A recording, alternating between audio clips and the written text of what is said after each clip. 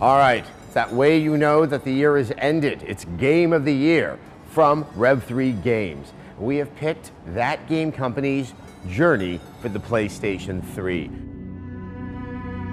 Now, this game was not the #1 pick for myself, for Max, for Tara, or for Anthony, but collectively, we had to recognize that this is one of the most remarkable accomplishments that we've seen in games.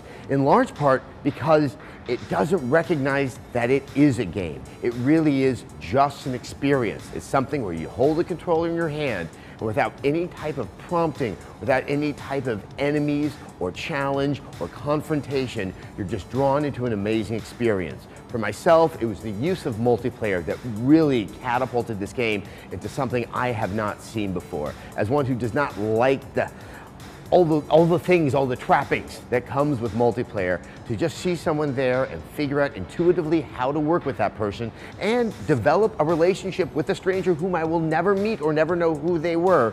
It was emotionally affecting and one of the most deeply satisfying games I've gotten to play in a very, very long time. Now, here's some of the thoughts from everyone else here at Rev3Games.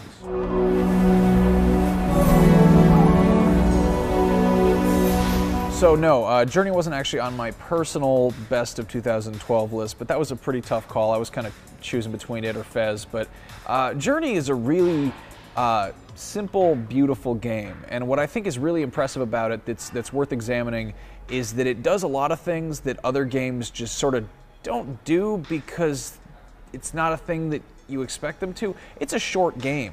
Like, it's a really short game.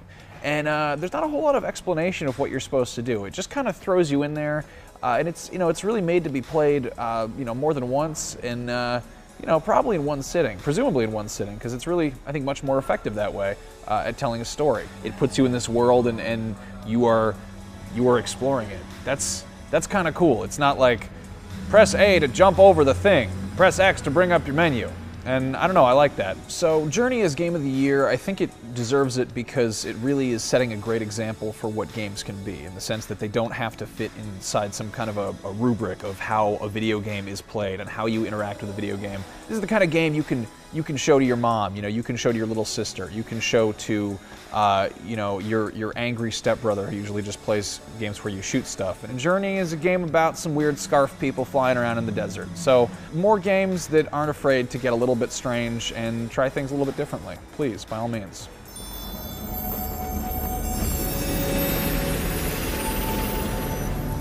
So Journey is definitely the most unorthodox game on our list this year, and probably the biggest complaint that I've heard people say about it is that they don't think it's really a game. It may not provide the same challenge that a lot of games provide to players these days, but I think the fact that it manages to be such an immersive and wonderful experience without providing a challenge really is a testament to the other great qualities of the game. And one of those is the addition of anonymous co-op, which as far as I know has not been done in any game before this. And as somebody like me who really hates multiplayer in games, this was the first thing that kind of made me look at Journey and think, wow. The sense of wonder that you get from that and from the music, which is absolutely fabulous and dynamically responds to everything you do in the games, that plus the visuals and just the entire world that they've created, which is very mysterious, but also like heavenly in a certain way, provides such a unique gaming experience that I haven't gotten from any other game this year. And I think, Journey was the one game that we could all really agree on had no problems with it whatsoever. It was a complete experience.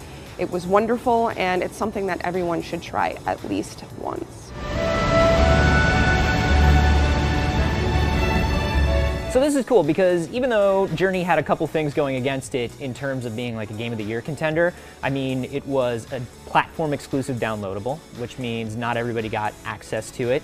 It was 2.5 hours long, which normally is something that would turn people off. And it's not a game that's very easily described.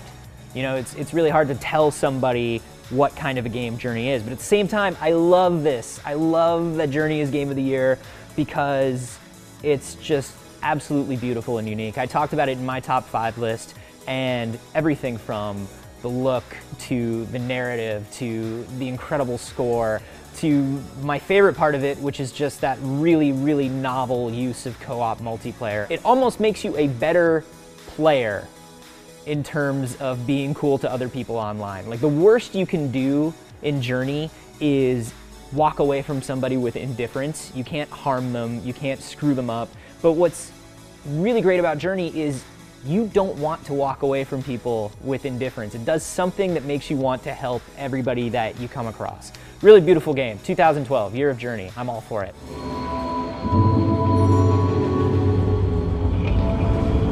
Well, there you have it. Some of the insight and how we came to our decision of picking Journey for Game of the Year before you go scurrying off to the comment section.